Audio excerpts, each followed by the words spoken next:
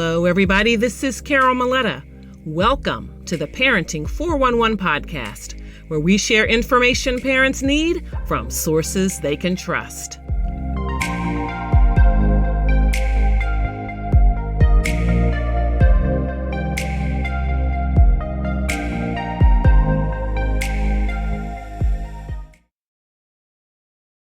Welcome back to the Parenting 411 podcast. Today's guest is David Webb, a full-time dentist, devoted dad, and the candid, quick-witted voice behind Divorce Devil podcast and Don't Pick a Scab. After navigating his own complex divorce, one that forced him to confront anger and tap into his faith, David found a calling in helping others through the chaos of divorce. He spent 8 years as a faith-based counseling facilitator and has since hosted more than 230 episodes of his podcast, where humor and honesty meet healing. With a focus on co-parenting and emotional recovery, David's message is clear. It's okay to feel all the feels, even the ugly ones, as long as you keep moving forward on your journey.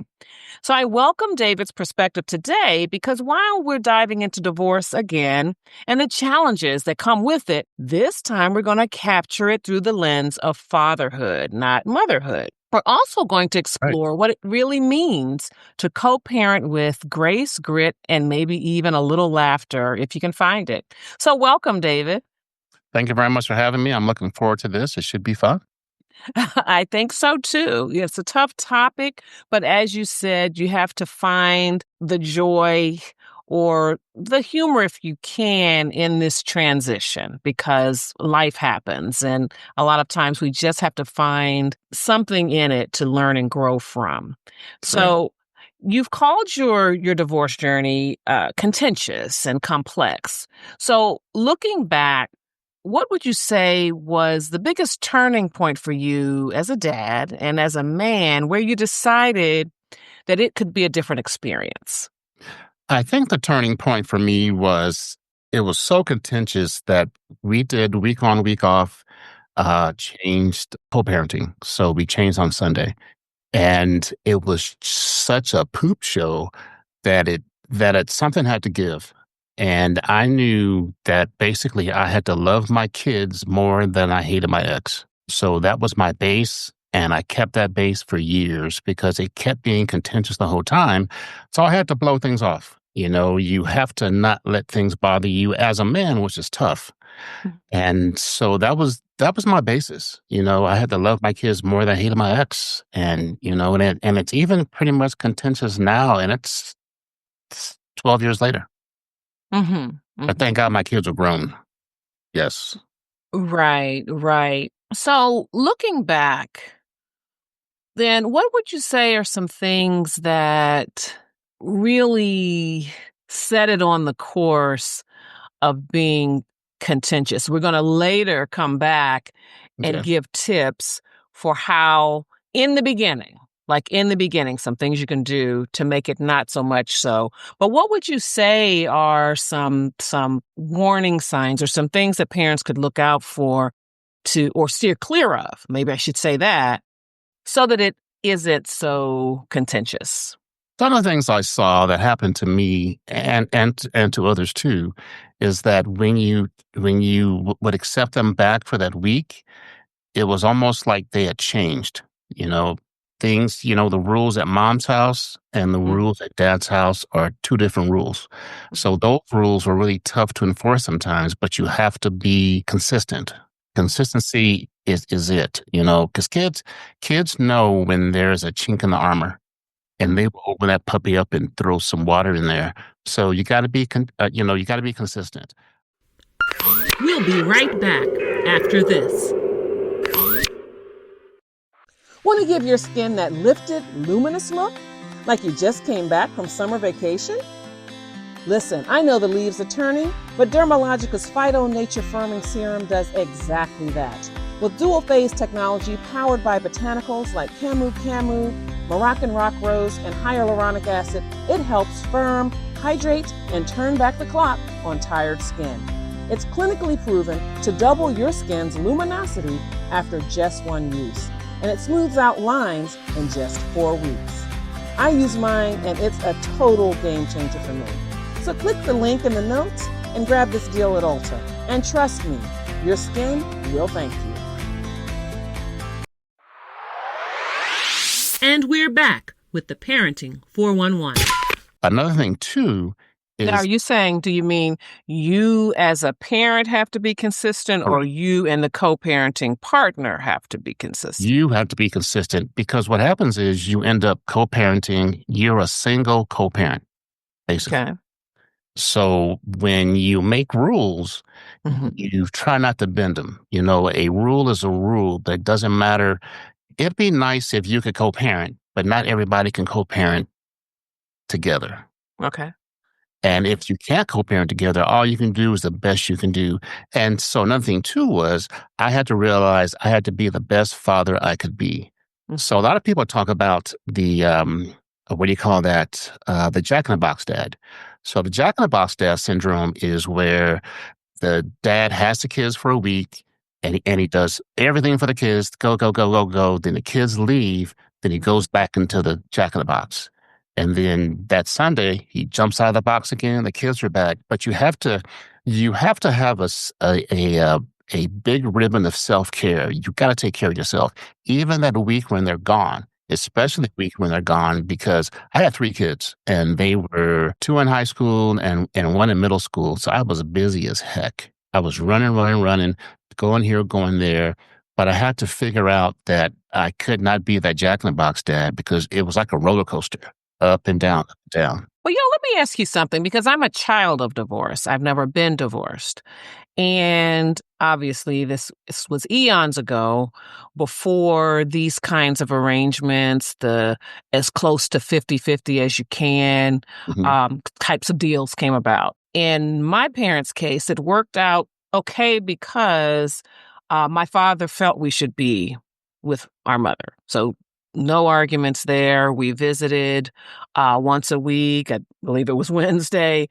And we spent weekends there every other, or it was really loose. It was every other, and if something was going on our side, some kind of activity or engagement we couldn't go, then we didn't go, and that was okay, kind of things. Although it was contentious between our parents, the divorce itself, that part of it is how we did it.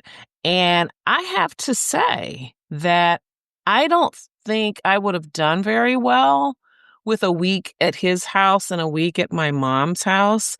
And so tell me a little about that, because I can't relate to that at all. I would have found that to be disruptive for me, but I know that a lot of people do it. So there must be something to it. So talk about that. Like, how do you all make that work, and how do children feel about that in your experience, as well as in your own situation, but also with other people that you've worked with?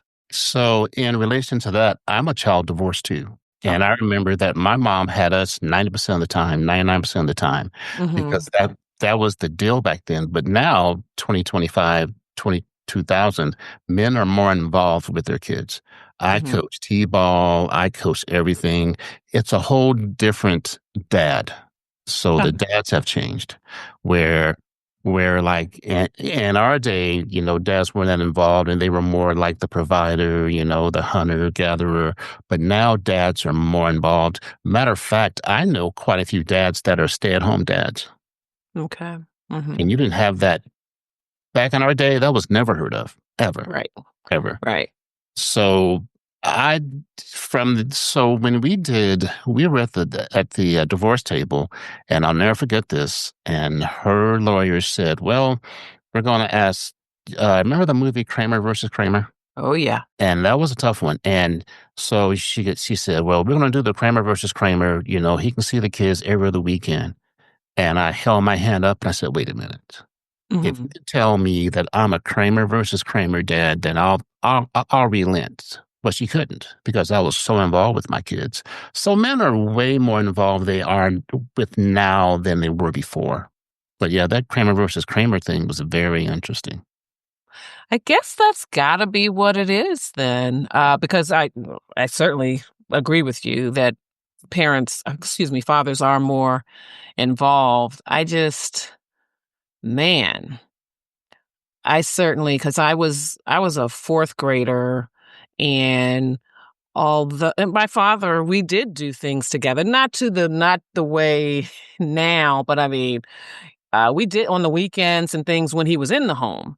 We did things. I had a relationship with him, but it just seems like that would have been hard for me to navigate that week on, week off. But I guess nowadays, with societal expectations and societal norms, I guess, with dads doing more coaching the teams and doing those activities, I guess that kind of makes the difference. I mean, now that's Now, not yeah.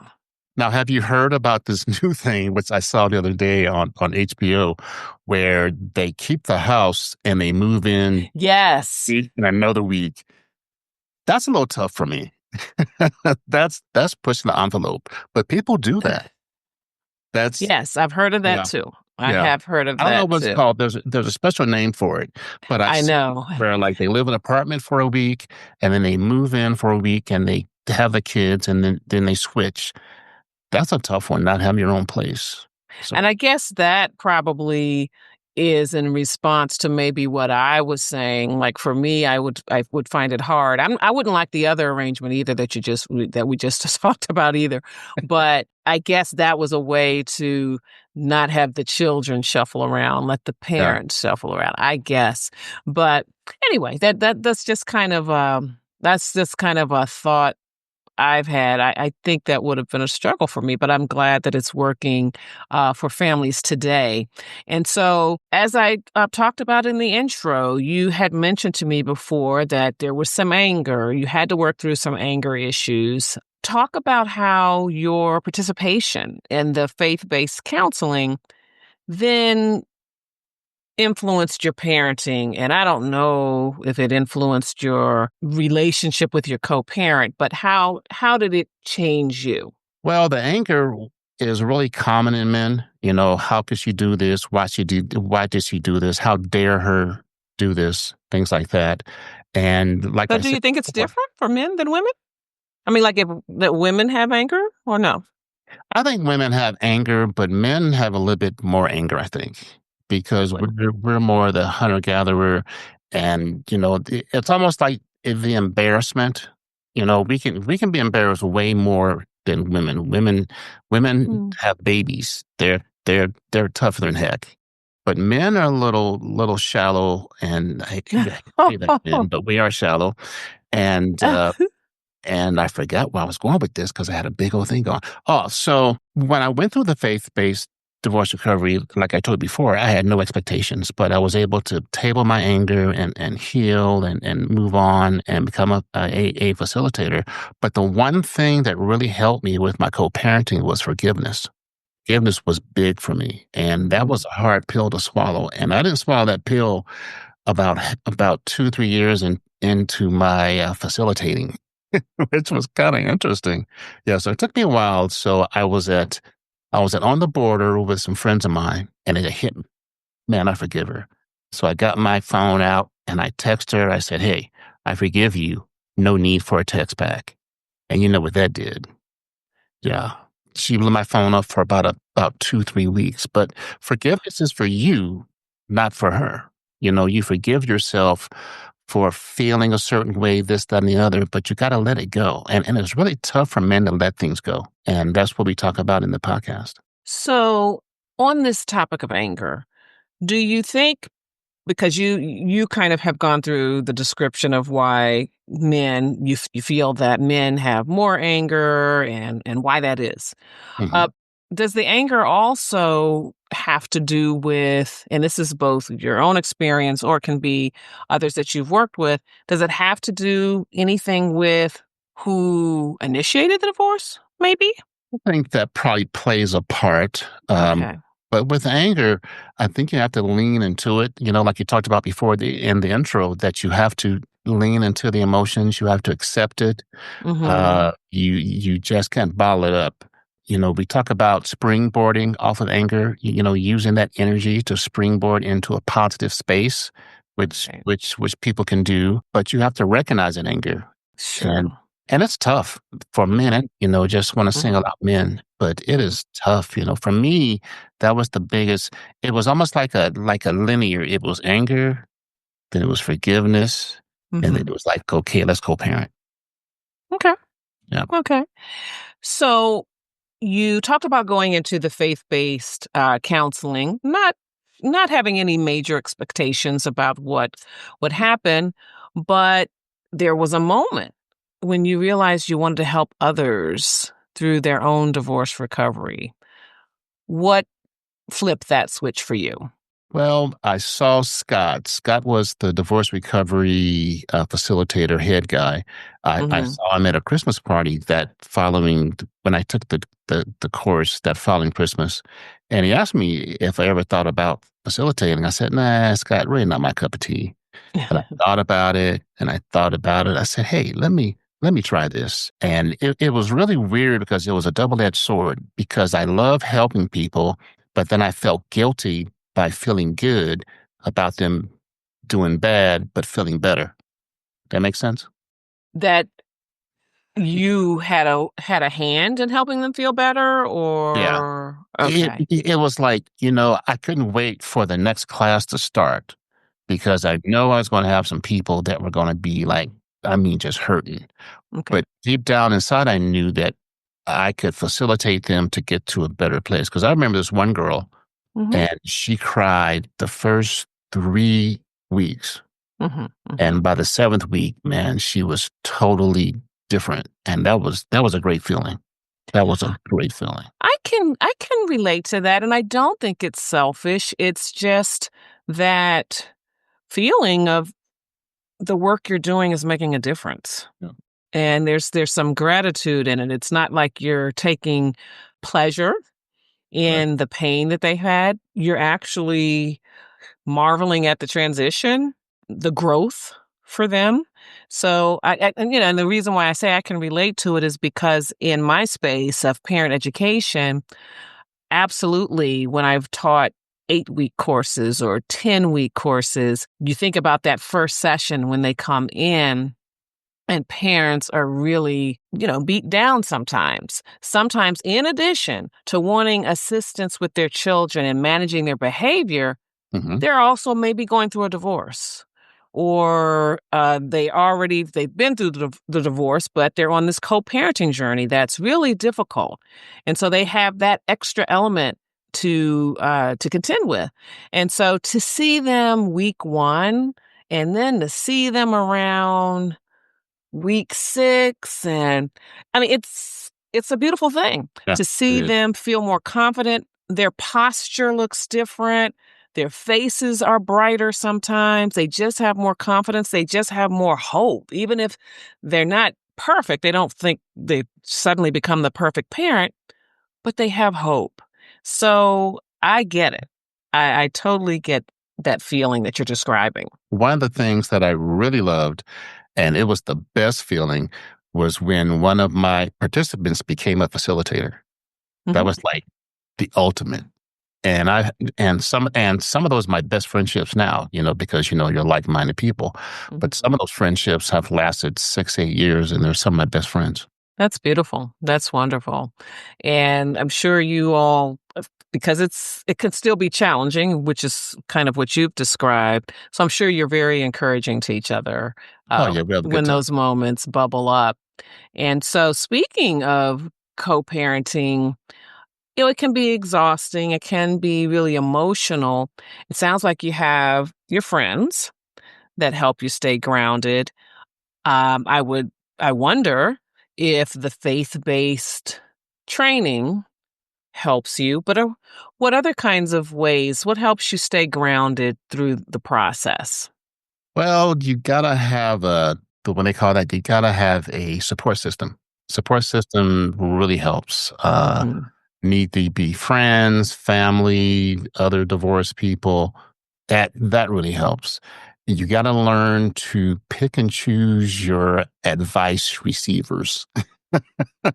You mean advice givers or? Well, yeah, givers. Yeah, you gotta pick and choose what you listen to. Uh-huh. And, it's kinda like going to a conference that has a bunch of, speakers, but, you go to a class, but maybe everything in that speaker talks about doesn't apply to you, but maybe there's a couple of points that do apply to you. So you pick and choose Mhm. what you listen to and what you try to project. Mhm. Mhm. So, I wonder how you advise dads who feel sort of shut out or maybe invisible after their divorce. Invisible how? Like with what do you mean? Well, the focus, they feel like they're on the sidelines a bit in their children's lives. They don't feel like they're able to be as involved. What's your advice for them in those situations? Get involved with the teachers. Uh, Mhm. go to the, what do you call that? The, conferences. Mhm. Uh, go to the basketball games, break your neck, and go to everything you can. If Mhm. she's there, he's there, it doesn't matter, but you're there to see your kid succeed. Uh, Mhm. like I said, love your kids more than you hate your ex. Mm. You have to really, really work on that. Their well-being and raising. Now my kids are all grown, and I think I did a good job, but it was tough. You know, Mhm. anything worth it is gonna be tough. Mhm. Mhm. What else? That's about it. It's a journey that Mhm. there's no manual. You Mhm. have to go at it as you go, and you're gonna make mistakes. Give yourself grace. That's a big one. Give yourself grace to make mistakes, Mhm. but learn Mhm. from those mistakes. Right. And you talk about, well, you have an ebook, It's Okay to Hate Your Ex. And talk about what inspired you to write that Um, and just yeah, why why do you think like embracing resentment and those feelings that you're harboring, how is that part of your recovery? for me, and not everybody, that's why I wrote the book. The book was more so for me. It was my journey, transforming that hate. I mean, I had hatred. I mean, I Mhm. couldn't work. I couldn't get out of bed. I couldn't see straight because that hatred was so thick. But once that hatred kind of went away, I was able to see clearly and heal. But, it's almost like the hatred kinda hangs in the background, it's kinda like a background program that comes Mhm. back every now and then. So you have to take that negative and turn to a positive, like maybe go hiking or go biking. I'm a big biker, and pickleball. Mm. Mhm. Uh, go play pickleball, but find out what you wanna do and use it. But, one of the things I found out in converse. And I only converse with my ex either email or text. Now I hear they have these apps that you Yeah. can communicate Yeah. and everything's Mhm. recorded. And man, wish I had that back then. But anyway, uh, Mhm. now, but so I figured out that no was a complete sentence, Mhm. and Mhm. you didn't have to say yes to everything. But I got to the point where this one phrase really saved me when I wanted to go off and go gonzo. I would say, "No, but thanks for asking. That's not gonna work for me today." Just calm and cool. Mhm. And that took Mhm. me out of that space. But Mhm. that was my go-to move, big time. Mhm. Yeah. Now, you said your children are adults. And so, what can parents look forward to as they're looking ahead? Because they may, I mean, is is it much easier now? What can they expect with adult children? Like, how much does co-parenting figure in to that? It's a whole lot easier because you don't have you still have the connection, but you don't have that show up. So there's not after high school graduation and then after college graduation, it's pretty much a null until you hit that next phase, having babies. Well, hopefully get married first, get married, having babies and going from there. But it kind of slows down over time. When you co-parent, you share. share holidays. That's the thing I hated most of it because we were supposed to share holidays and switch holidays each year. But well, let's just say I have a friend who his ex kind of used the holidays as collateral, I guess. So she kept Mm, up for holidays. So my friend had to figure out a way to get past this.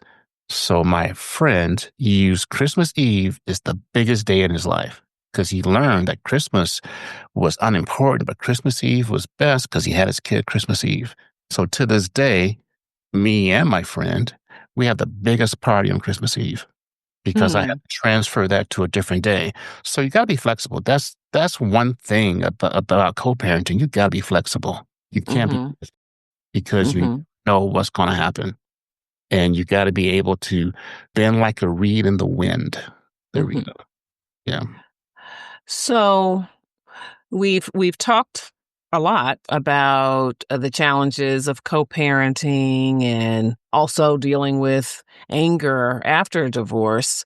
I wonder if you could share a bit about how your experience overall, the co-parenting and the divorce itself, has shaped your view of love and partnership now.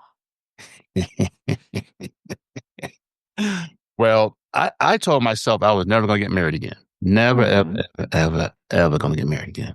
You Okay. know, when I was healing through my divorce, I dated too soon. That's what a lot of men do. Okay. And I had to figure out that I had to learn how to be by myself eventually. So I kind of chilled out a little bit. It did kind of sour me to the notion of getting married again, Okay. even dating. Um, Mm. but I am remarried. Oh, you are? Okay. Yes. Yes, I'm remarried. I have a great wife and Okay. I am totally happy.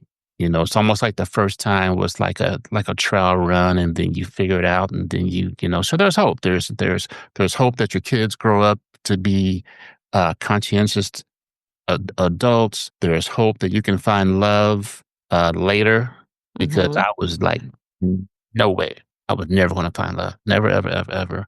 But never Mhm. say never, ever because Mhm. that can bite you in the butt.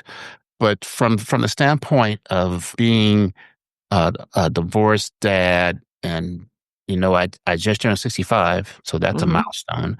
Mhm. But there's hope. You're most of the people listening to this are probably older. You're on the downside of your life, but you can't look at it like that. You have so many years to live and to give and to enjoy.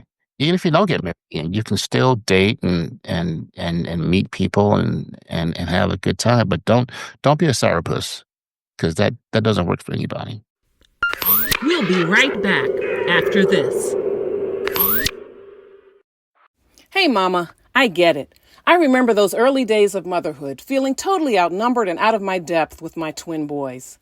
Mother's Work, Pearls of Wisdom and Gems for My Journey is the book I wish I'd had back then. In my mini motherhood memoir, I share the real, unfiltered moments, from overwhelm to breakthroughs. Along the way, I discovered 7 guideposts that helped me find my footing, and I think they'll do the same for you.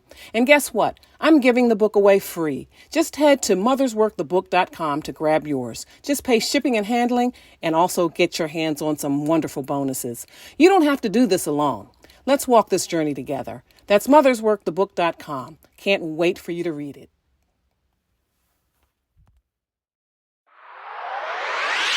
And we're back with the Parenting 411.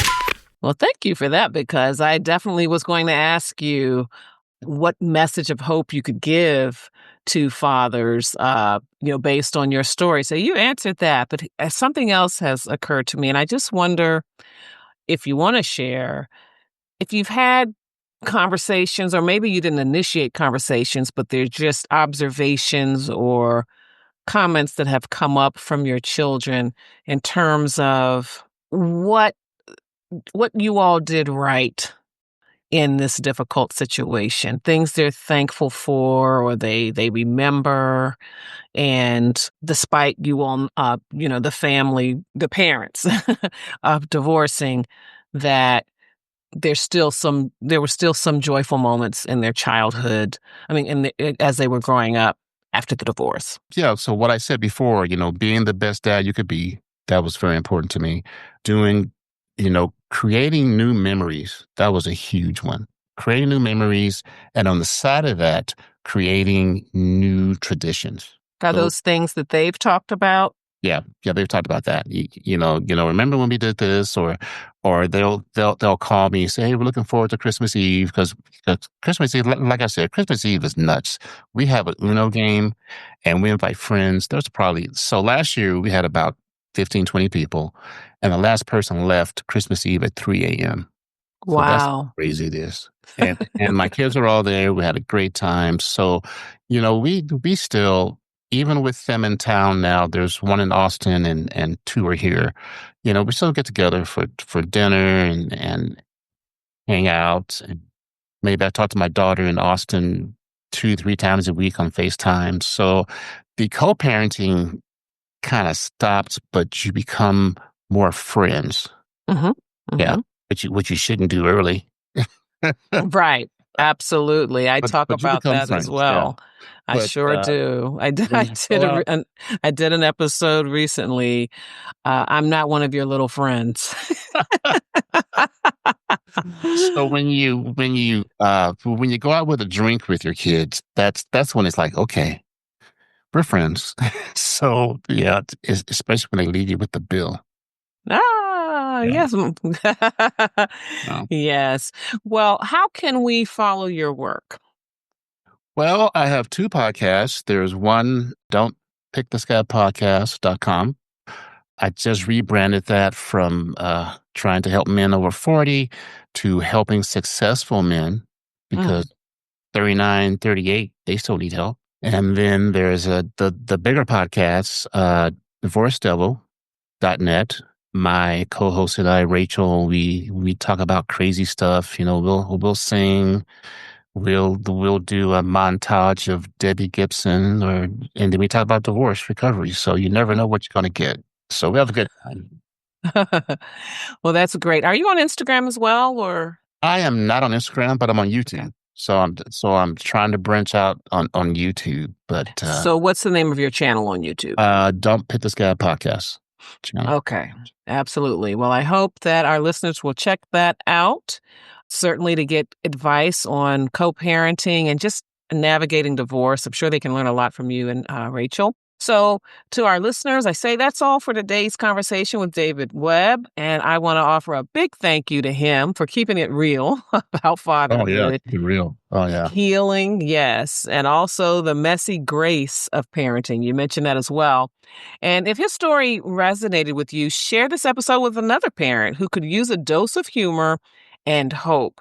And before you leave, drop your biggest takeaway in the comments because we want to know what you like so we can bring more of that your way.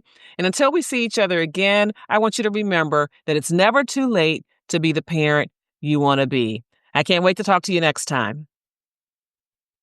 Thank you guys. We bring you this episode for the purpose of information and entertainment only. It is not the intent or purpose of the Parenting 411 podcast or Carol Maletta to provide an exhaustive reference or guide on all aspects of parenting, childcare, and family life. You are strongly encouraged to read all available information, consult medical or other appropriate professionals, and pursue all reasonable means to learn as much as possible about parenting to complement what you gain here and then tailor the information to meet your individual needs. Yes, parenting is a serious matter, though it is not an exact science. The context and insights offered in this and every episode represent an account of knowledge and personal experiences of the host and any featured guests for the viewers' and listeners' information and consideration. The host and guests do not guarantee to our viewers or listeners any specific parenting outcomes from this episode or taking actions described here.